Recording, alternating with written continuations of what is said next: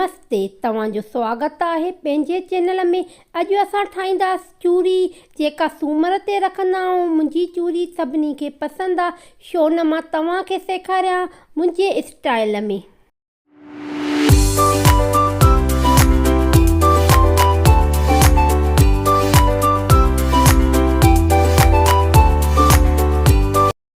ठाहिण जे लाइ असांखे बेसिक शयुनि जी ज़रूरत पवंदी आहे। हे आहे कणिक जो अटो, इहो असांजी कटोरी कणिक जो अटो हुयो। इन में असां खीरु विझंदासीं, जेको बॉइल खीरु आहे, मगर रूम टेम्परेचर ते हुजे, गरम न हुजे।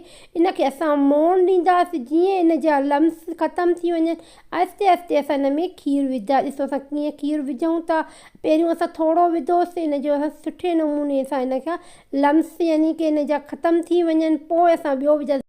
असां हिन में खीरु विधोसीं, ॾिठो तव्हां मां कीअं मोण ॾिनी। मूंखे ॿियर खीर जी बि ज़रूरत पई। तव्हां जंहिंमहिल ठाहींदो त तव्हांखे पाण खे ख़बर पइजी वेंदी केतिरे असांखे खीर जी ज़रूरत पवंदी। असां हिनखे चङी तरह सां हिनखे मिक्स करे असां हिन जी मोण ॾींदा।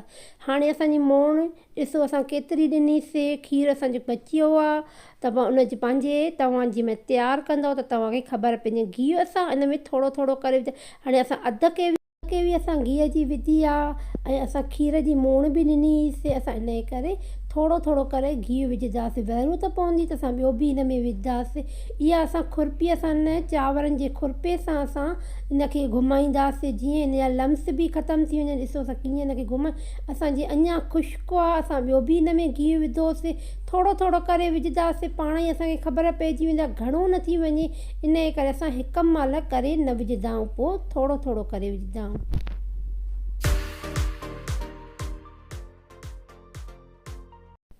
ॾिसो असां कीअं हिनखे घुमाईंदा वञूं। हल्की गैस ते असां हिनखे पचाईंदासीं। तेज़ गैस ते पचाईंदा जल्दी में ब्राउन थी वेंदी ऐं कची थी वेंदी ऐं सुठी तयारु न थींदी, स्मेल थी पवंदी। इन जे करे हिनखे असां जीअं झीणी गैस ते यानी कि हल्की गैस ते असां हिनखे पचाईंदासीं। ॾिसो असां कीअं तयारु थी चुको आहे, गोल्डन कलर थियो आहे असांजो, तमामु घणो मज़ेदार थियो आहे। मूंखे सर्दी थी आहे, इन जे करे मुंहिंजो आवाज़ु थोरो चेंज थी वियो आहे। इन में असां खंडु विझंदासीं, घणी खंडु न विझंदासीं, थोरी खंडु विझ। असां हिन में अधु चमिचो विझा। जंहिंमहिल तव्हां जेतिरी तयारु कंदव उन जे हिसाब सां तव्हां हिन में खंडु विझी सघो था। ॾिसो केॾो सुठो गोल्डन कलर थियो आहे।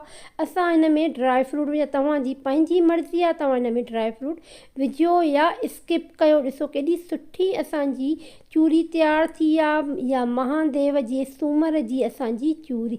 हे असां अॻ में ॿियो प्रसाद तयारु कयो हुयोसीं, उनजी बि वीडियो ॾिसो केॾी सुठी असांजी तयारु थी चुकी आहे। हाणे पंहिंजी भेण खे इजाज़त।